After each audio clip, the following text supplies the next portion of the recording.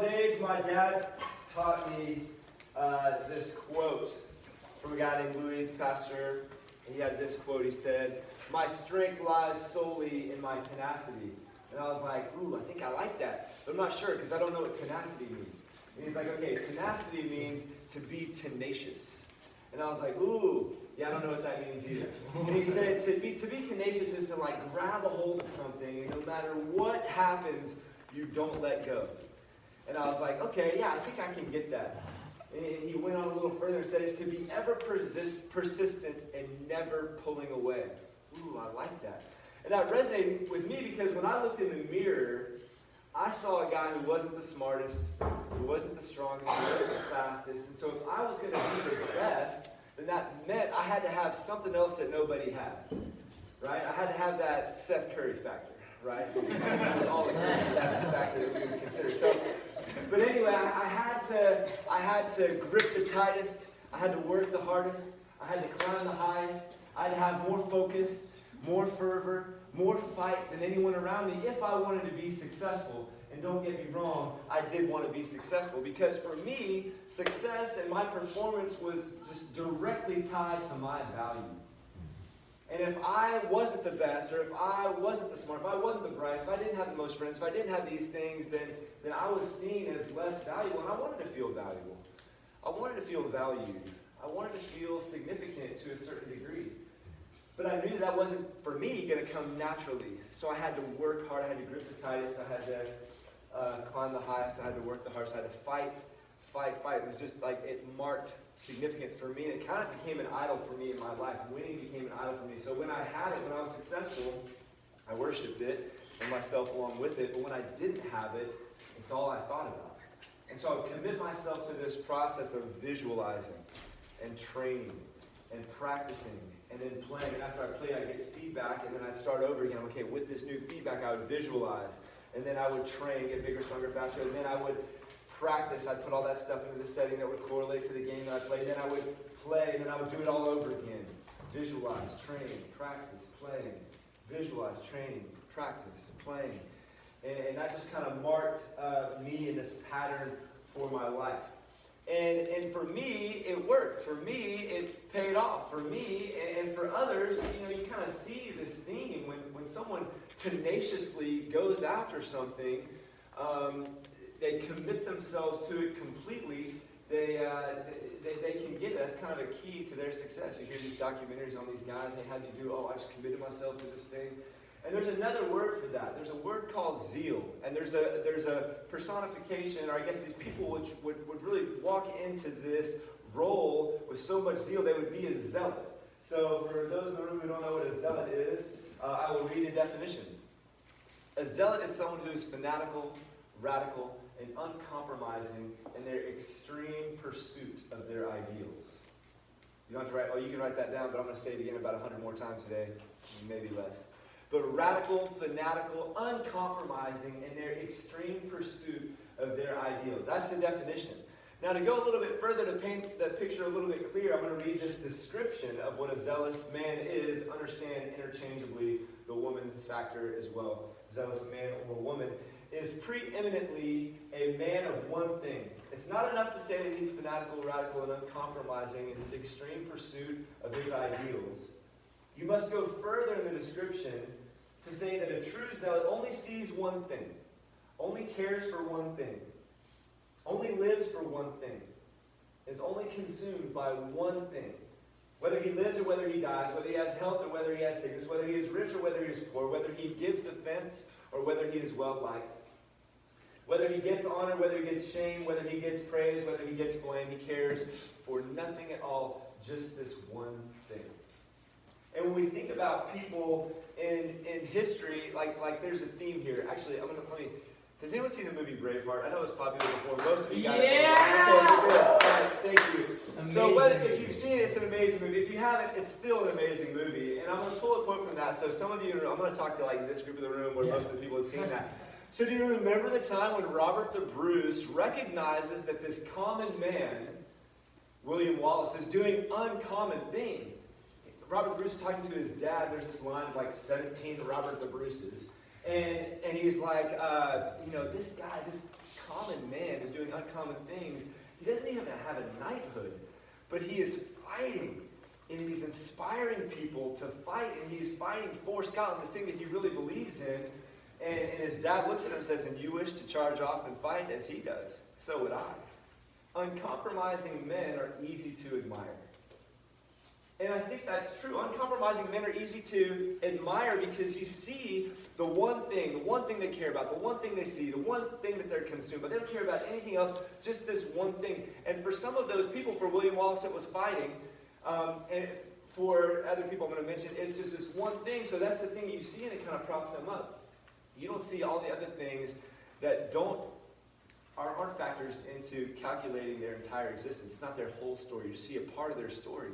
So uncompromising men are easy to admire. So I was reading this article recently on uncompromising men, people who were completely focused on their craft, people who were totally dialed in. And it was an article on athletes. I'm sure there's more. I'm going to open it up. So think about the uncompromising men or women in your life. They might be authors, they might be politicians, they might be actors or musicians or whatever. But this was a list of the most uncompromising, well, that's the word I chose, the people who are the most focused in their sport. And it was a list that included guys like Michael Jordan, Ray Lewis, Tom Brady, Serena Williams, and others like it. In this article, they were talking about these people who were just super focused in their sport and that led directly to their success. Do you guys know of a few people who were uncompromising in their extreme pursuit of their thing, whatever that thing was? Any ideas? People who were completely zealous for their deal? Logan wants to say something. Seth Curry. Seth Curry. Yes, absolutely. And Del Curry, for that matter, since he had it. Spicy Curry. What? You know what I'm talking about over there. Anyway, anyone else? Had to be there. Had to be there. Anyone else? Other people who you would consider zealous for their deal? Yeah, Ethan. The disciples of God, absolutely. We're going to talk about one of those specifically, Stephen, in a little bit. Anyone else completely zealous people that you know? Yes? Alexander the Great. Alexander the Great, yes. You got these people in history. And what was his MO? Like, what was his deal? Conquer all of Persia and Yes. conquer the world. And how old was he when he did that? 30. 30-year-old dude kind of conquering the relevant world, the whole relevant world. That's amazing. And so we see these people who are uncompromising in their commitment to their extreme pursuit, to their ideals, to their goals and stuff like that. So actually, I had the good fortune to get to know someone who was on this list. So we said Michael Jordan. Ray Lewis was number 2 on the list. Does anyone know who Ray Lewis is? Show of hands. Yes. So for those of you who don't know, he played the NFL for 17 years, was All-Pro for 12 years, defensive MVP for 2 years, won 2 Super Bowls, and was the MVP of one of them. That's a pretty impressive sports resume. And we became friends. We were working on a fitness app together, and so I got to know him really well. And it's really fun when you talk to him because, yes, you have a question? No, I have like one of the people. Oh, yes, give me a person. Michael Phelps. Michael Phelps is another one. Yes, very good. Completely, and I've got some more stories on him. And there's others. There's like Tiger Woods, and there's other people that, like, we get to see where they're successful in their deal, like where they're focused on one thing, and they kind of let everything else kind of go to the side. And sometimes we get to hear that, like with stories of Michael Phelps, with stories of Tiger Woods. And sometimes we don't hear as much of that, but sometimes we get a little view into the greater story, the bigger story that's going on there. But I'm going to talk about Ray Lewis for a second, because as I got to know him, I understood, some things about his childhood, how he grew up. He grew up in a home where his stepdad was beating his mom. And little Ray, baby Ray, was too small and not strong enough to do anything about it. So he went up to his mom and said, "Mom, I need a deck of cards. I heard about this thing. I need a deck of cards." She's like, "Junior, there's no gambling in my house."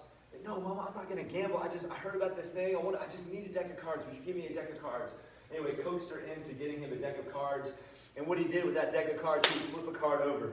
If it said 9, he'd knock out 9 push-ups. Flip the next card over, 4, he'd do 4 push-ups. Jacks, queens, kings were 10, aces 25, jokers were 50. He'd go through the entire deck and do however many push-ups the card told him to do. Then he would shuffle the deck, do it all over again with sit-ups. And he was doing this thing, he was completely focused, uncompromising in his extreme pursuit to get stronger so that he could defend his mama. Really significant story. His strength earned him, and that translated the football field for him, and they had this illustrious career that we talked about. But the one thing for him was getting stronger, and he was uncompromising in his extreme pursuit of this ideal. And it's an inspiring story. You think about how many cards are there in a deck of cards? 52. And what was his number? 52. After all, 17 years. Totally. And he didn't even ask for it. It's just one of these things like marking this thing with significance. It's like super cool story. Very inspiring story. And you have this uncompromising man who is easy to admire. History gives us another uncompromising man who is easy to admire. And his name was Saul. We're going to talk about him this week as Saul and Paul. We'll kind of get more of that tomorrow. But I want to read you a couple things about this uncompromising man, this man named Saul. In Acts 8:3 says this: Saul began to destroy the church. Going from house to house, he dragged off both men and women and put them in prison. Acts 9:1-2, Saul was still breathing out murderous threats against the Lord's disciples, and he went to the high priest and asked him for letters to the synagogues in Damascus, so that if he found anyone there who belonged to the way, whether men or women, he might take them as prisoners to Jerusalem. So wait a second, I thought we were talking about kind of heroes here, these zealous people who are uncompromising in their pursuit. Well, this is what Paul was, as we get to know more of his story and how it fits into the full story. We got to give him a little bit of credit for what he's doing with this thing, but we also have to give it to the context in which he grew up in. So he grew up in the strictest of Jewish households. They were completely zealous for their tradition, uncompromising in their defense of what they thought was the purest way to worship God and to go about their lives. So he memorized the Old Testament scriptures, which the equivalent of that for us is just hearing these stories and reading these documentaries on people who accomplished these great things. Like we were reading about Michael Jordan. He was reading about Phinehas, who when he saw two people that were engaged in an idolatrous, immoral act, he killed both of them with a spear, and that guy was a hero. We talked about the story about Ray Lewis. Well, he was reading a story about this pagan empire that was ruling over, and then the Maccabees that came in, his people that came in and started a revolution against them. We're reading about Serena Williams, and he's reading about Elijah, who, when people were saying, my God's better than your God, he said, let's prove it, let's put them together, let's compete. Elijah's God won, and the 450 prophets of Baal lost, and then he executed them. And Saul is like reading through this thing like, oh wow, like these are my heroes. These guys are uncompromising in their commitment, their extreme pursuit of their ideals. And he wanted to be a part of this as well. For him, zeal was action. Zeal was righteous. And zeal was rewarded. He was tenacious, ever persistent, and never pulling away. And he got to see that. He didn't just have to read about it. He got to see that. There's this guy, like Ethan was talking about, there's this guy named Stephen, who's a follower of the way, a follower of Jesus. And Jesus was someone who completely offended Saul's people, completely offended the Jewish tradition, claimed to be God. There's no way this guy's God. He's a carpenter's son from this part of town that, like, no good thing is going to come out of Nazareth, right? So they rejected him and they killed him. And then all of a sudden, this Stephen guy, he keeps bringing up this Jesus' name. Stephen is just as zealous for following Jesus as Saul was for following his Jewish tradition. Anyway, the guys who were around Saul in his world, the guys who were a little older than him, and the teachers of the law saw Stephen preaching this truth, and they're like, no, we got to cleanse the city of this poisonous propaganda that this guy is preaching. So they took their coats, they set him down by Paul. Hey, Saul, watch these. They picked up stones, they stoned Stephen to death. Saul got to see that with his own eyes. And he's like, man, I want to get in on the action. Zeal is action, and zeal is rewarded. So we look at this story, and after several examples, we see that Saul was really walking into this, and he wasn't just going to wait for Stephen to roll up in town and start preaching about Jesus. No, he went to the high priest. He said, give me a list of the names of the people who are worshiping Jesus and following the way in Damascus, and I'll go all the way out to Damascus, which is like 200 miles away. I'll go all the way out to Damascus. I'll grab those people. I'll drag them back to Jerusalem and throw them in prison because I'm zealous for my deal. I'm zealous for my God, for my tradition. And he didn't make the connection. He didn't have the full story. But what he had was the example and the upbringing and the commitment to be completely zealous. Now what he did, I'm going to liken this to climbing a ladder. He was climbing a ladder, and with each step, he was getting more and more accomplished. with what he read, with what he saw, and what he was doing, he was climbing the ladder, and he was making progress. And it's only, he got so far up the ladder before he realized, man, this ladder was leaning up against the wrong building. And the challenge for us today is to look at Saul's life, to consider what we know and where our life kind of crosses over with his life. And for us to be able to say that Saul was zealous, yes, but to a degree, his faith was misplaced. And he had this uncompromising, extreme pursuit of his ideals, and it was based on the limited things that he saw. And my question for you guys are going to talk about with your awesome small group leaders is where in your life are you a little bit lost? Are you a little bit misplaced? Are you climbing this ladder that might be leaning up against the wrong building? For me, I was so concerned with what people thought of me and where my value was derived that it caused me to be uncompromising, radical, fanatical, uncompromising in my extreme pursuit of what I wanted, this version of success for me. So much so that it was the one thing that I didn't care about anything else. I was just focused on this one thing. Saul was just focused on this one thing. And what was the other stuff that was kind of falling apart? His ability to see that the longed-for Messiah came. That the longed-for Messiah lived this perfect life, died this perfect death, so he could be the perfect sacrifice, so imperfect people could be united with the perfect God. He didn't see that because he was so concerned with defending his tradition. So for you, what are you locked in on? What's the one thing that you're locked in on? And what else are you not seeing because you're so focused on this one thing? Where are you lost? Or where are you so focused on something that's old that you need to be made new? Where's something that you're so focused on that's so lost where you need to be found? Something you're so focused on that's so old where you need to be made new. I'm going to take the example of Saul and go through that. Ken, you have a question? What were you so focused on? So yeah, for me, my whole deal was this. I had a brother who was 2 years older than me who was awesome at everything. He was the smartest. He was a genius. He was a basketball player. He ended up playing professional. His behavior was great. He had a ton of friends. And me, I wasn't as good at sports. Definitely wasn't as good at school.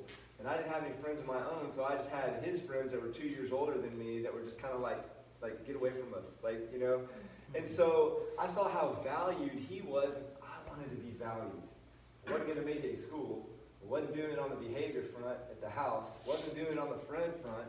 But playing with these guys that were 2 years older than me when I was little, I got this edge, and I got good at hitting people. And so then I played football, and then I just kind of continued doing that. That was kind of my thing. I got rewarded for that. So the second I saw someone value me for doing something good, boom, I'm all in. And I don't care about behavior. I don't care about school. I don't care about friends. I don't care about this. I just want to get better at this thing that I know that people are going to value me in. And so I was just locked in. That was my one thing. How can I play this game of football or whatever the sport was? How can I do this to the best of my ability? So historically, that was my thing. And to be honest, probably a little bit currently, as I was playing basketball in my flippies last night. With you, actually. So, but yeah, that was my thing. Big question. Any other questions before we go to our small group time to kind of clear it up a little bit?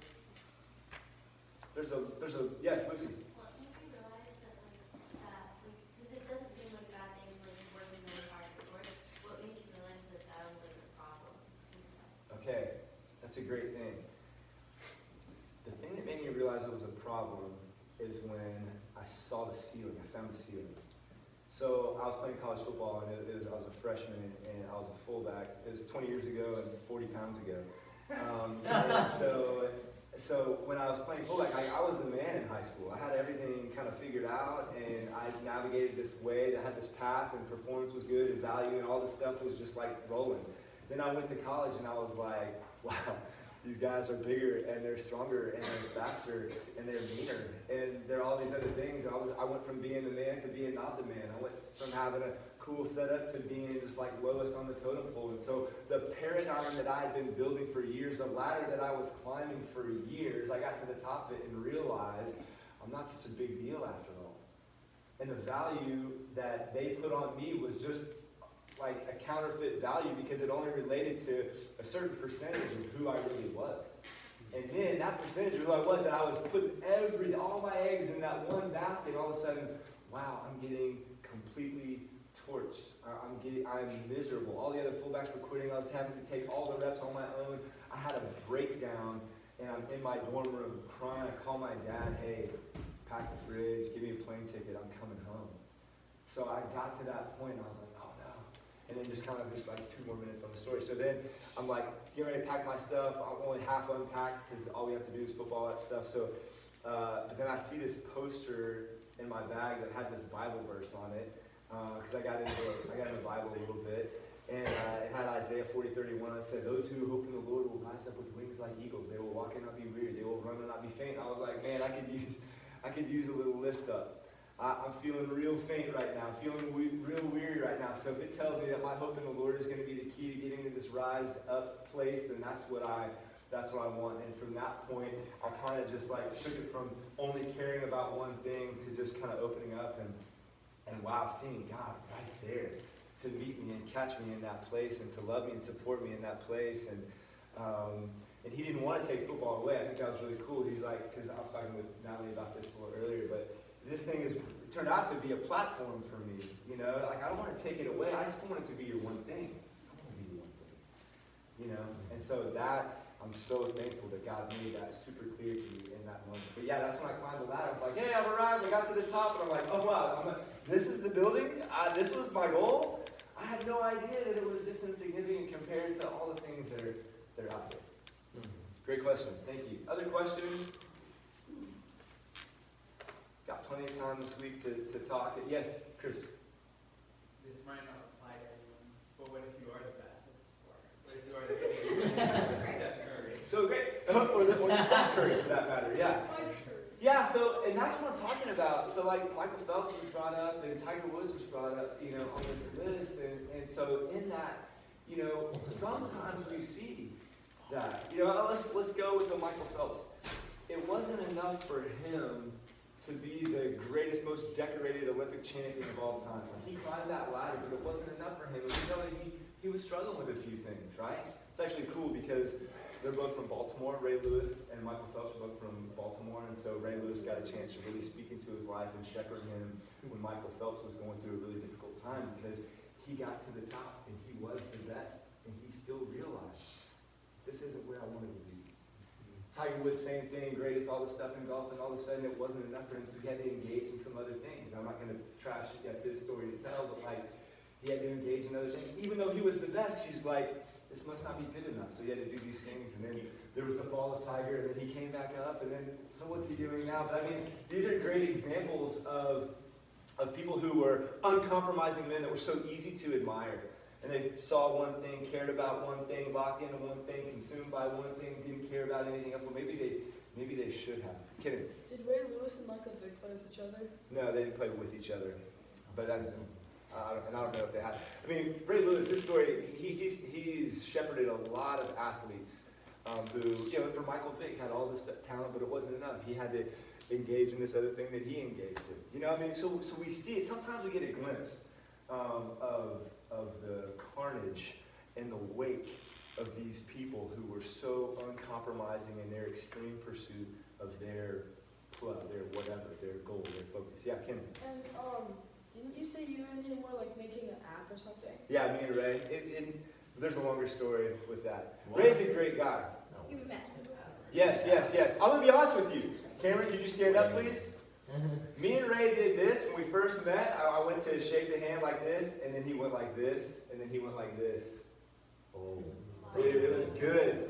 His shoulder. The only difference is that, see where Cameron's shoulder, see how much room there is between my arm and Cameron's shoulder? There was zero room with Ray's shoulder. He's still huge. Okay. So then afterwards, stay here, so we talked, we did all this thing. Afterwards, we came in, and he did this, and then he put his cheek on my cheek, and he goes, change my world, man. Change my world. Anyway. Your best trainer, boy. Yeah, so anyway, that's cool. That's it. I have a question. Yeah. For someone who is in the pursuit of that one thing in their Yes. life and hasn't completely reached the top but is in pursuit of that, how would you encourage them for when they do come and reach that place, what would you say to them as they're continuing on with that journey, not just for when Yes. they've reached the top? Okay, so this is a question that I'm going to answer a little bit throughout the week. So let's keep asking that question. I think all of us need to keep asking that question. And it would be a spoiler if I kind of gave that away now. So there's more that's going to come this week. So fantastic question. Ask it again.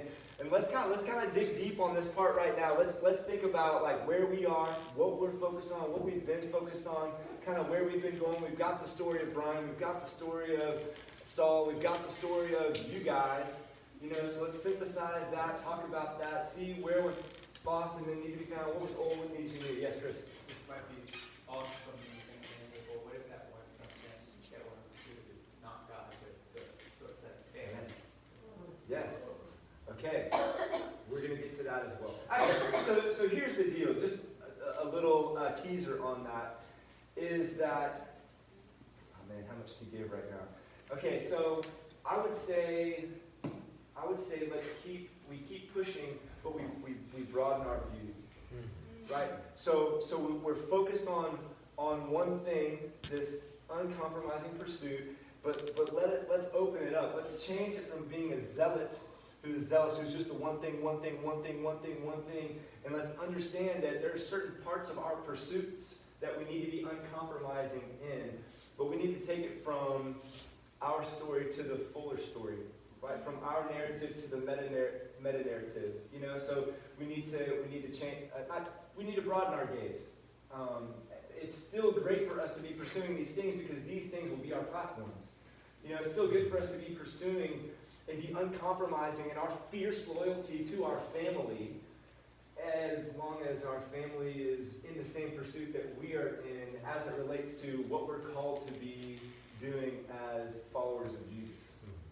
So I was talking about my middle name earlier. Like Christy, it was a tough day, first day of elementary school. We talked about that. But when I was talking to my small group guys, we were talking about how the name Christy means to bear Christ. And I think that was like, oh wow, all of a sudden I went from not liking my middle name to really loving it. Like, I kind of took it as a responsibility. Like, I need to bear Christ in this thing. I need to bring Christ into this thing. And so whether that is your family or your football or your school or your music or whatever it is, like bring Christ into that thing. We're image bearers and we can do that. So sometimes like Saul's family was so steeped in their Jewish tradition, that they couldn't see the fuller story.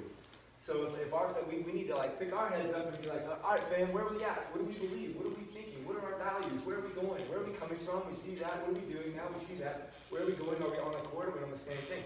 Because if your family is doing that, then lock arms and go ahead. But if they're not, hey Jesus, your mother and your brother are outside. No, my mother and brothers and sisters are right here. He who does the will of God, that's my mother, that's my brother, those are my sisters. So, like our view of family needs to be, yes, our blood, that's important, but also who's in this walk with us, who's living this life with us. So, whether it's your sport or family or music or, whatever the things are that you're doing, I would say, yeah, broaden your gaze. Is that helpful? Is that good? Yeah. Amen. Okay, hey, let me pray for our small group time, and I'm thankful for the size of the group this week. I feel like the Q&A time was good. It kind of helpful to get us into small groups, so that's awesome. God, you're good. Thank you for the people that you have chosen to come here this week. We are truly loved, fully chosen, and completely blessed. And I pray that you would continue to bless us with your word, with your truth, that the Spirit would stir, awaken our hearts to an unprecedented life, that we would walk in the way that you have for us, and that the purpose of the worship and the word and the games and the fellowship and the shepherding that the small group leaders are going to have with the students who are here, that all that stuff would just kind of bring us into the end of the week, that we didn't just do camp together, but that we would be changed as a result of what you're doing here. I pray for the small group time right now that there would be a carrying forward, a carrying through to completion of this word that you're stirring right now.